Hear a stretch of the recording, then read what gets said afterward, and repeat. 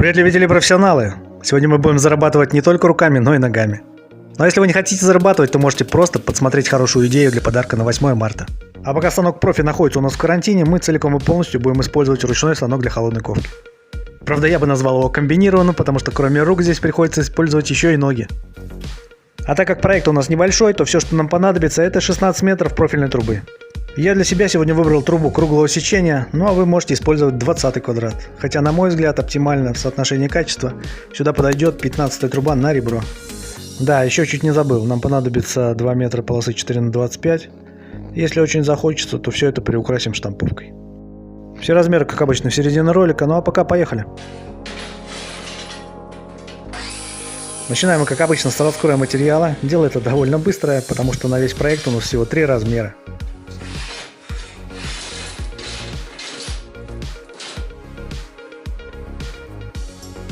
Для обработки окончаний используем обыкновенную кувалду, но помахав ей пару раз, я вспомнил, что давным-давно сделал для этих целей механический молот.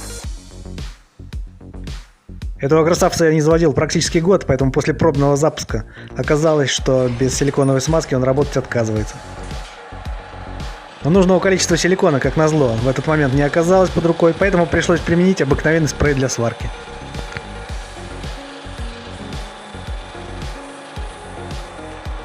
И только после этого все заработало наконец-то как положено.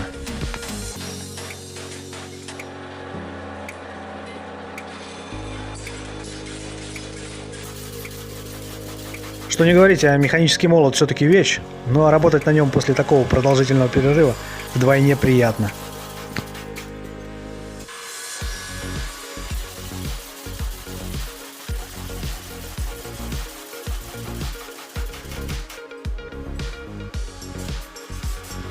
Но хорошего, как говорится, понемногу, и поэтому дальше мы плавно переходим к обработке наших торцов. И делать мы это сегодня будем, как и все остальное сегодня по старинке, обыкновенным лепестковым кругом.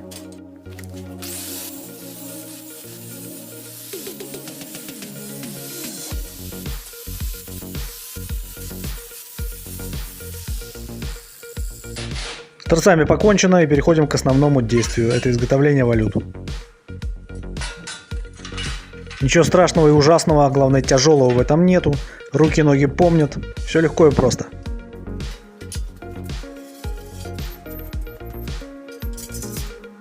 Придав всем нашим заготовкам начальный завиток, меняем кондуктор и продолжаем действие.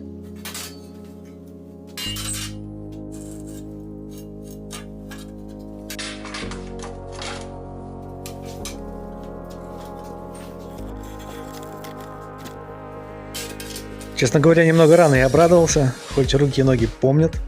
Однако получилось так, что все заготовки немного завалились в плоскости. Но нет, ребят, такого дефекта, который бы не исправила обыкновенная кувалда. Поэтому быстро все подравниваем и приступаем к сборке.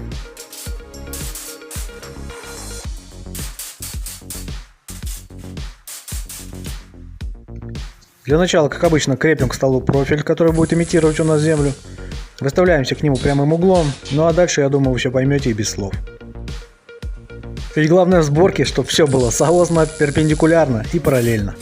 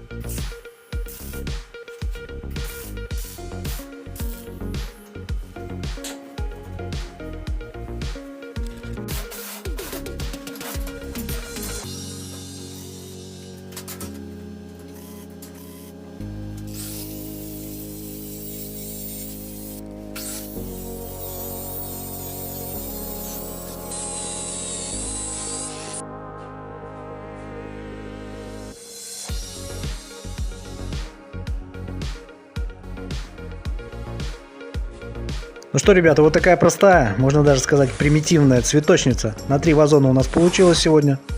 У меня это уличный вариант, отсюда и дополнительные завитки для придания устойчивости.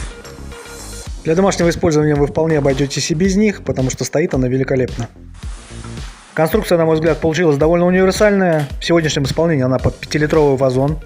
Но совершенно понятно, что если увеличивать или уменьшать диаметр робота, то можно использовать любые вазоны без ограничения. Ну а что касается грунтовки и покраски, то делать я это буду ближе к 8 марта, чтобы моя цветочница сверкала и блестела. Кстати, до праздников еще довольно далеко, поэтому можете довести эту идею до совершенства непосредственно под свой вкус. Но я, ребят, знаю абсолютно точно, что благодаря своей простоте и быстроте изготовления я даже не успел испортить перчатки. А главное, небольшой себестоимости такие цветочницы будут весной довольно актуальны, а главное, конкурентоспособными. Также не забываем про любимых женщин и грядущие праздники. В общем, кому понравилось, ставим лайки и дизлайки, обязательно подписываемся, не забываем комментировать.